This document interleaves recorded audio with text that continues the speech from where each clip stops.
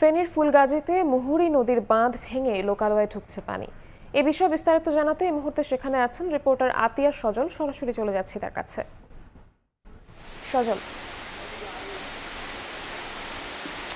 গত কয়েকদিনে টানা বৃষ্টি এবং ভারতের উজান থেকে নেমে আসা পানির যে ঢল, সেই পানির ঢলে কিন্তু গতকাল থেকেই ফেনীর মুহুরী নদীর পানি বিপদসীমার কাছাকাছি চলে আসে। যদিও বিপদসীমা গতকাল থেকে অতিক্রম করেনি এবং এই ফলে কিন্তু গতকাল থেকে পানি বাড়তে শুরু করে এবং পানি বৃদ্ধির ফলে কিন্তু আমরা দেখেছি গতকাল ফুলগাজী যে বাজার ছিল, সে বাজারের যে বন্যা নিয়ন্ত্রণ যে বাঁধ রয়েছে তার গার্ডওয়াল দিয়ে পানির টোপকে ফুলগাজী বাজারে প্রায় 3 শতাধিক দোকানের পানি ঢুকে যায় এবং গতকাল থেকেই কিন্তু বাঁধের বিভিন্ন অংশে ঝুঁকি দেখা দেয়।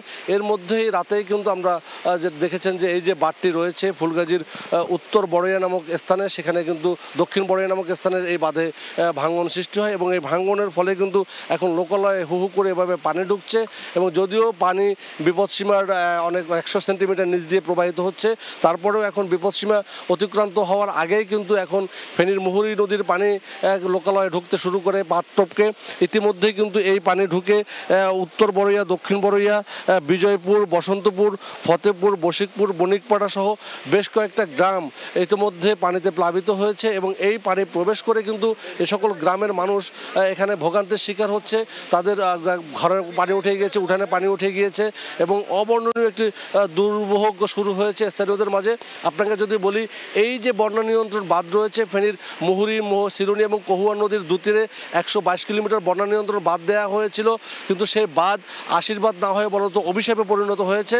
কারণ প্রতি বছর এই বাঁধটি ভেঙে একাধিক স্থানে কিন্তু এভাবে এই লোকালয়ে পানি ঢুকে বন্যার সৃষ্টি হয়। আপনারা জানেন গত বছর আগস্ট মাসে বন্যা হয়ে কিন্তু এখানে এই বাঁধের 102টি স্থানে ভেঙেছে।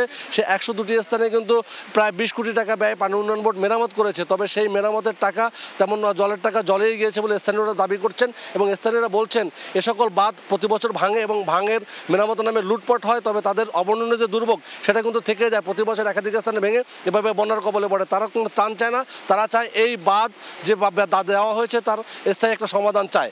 এই ছিল আমার কাছে এখানকার বাঁধ ভাঙার সব শেষ। সরাসরি যুক্ত ছিলাম ফেনীতে।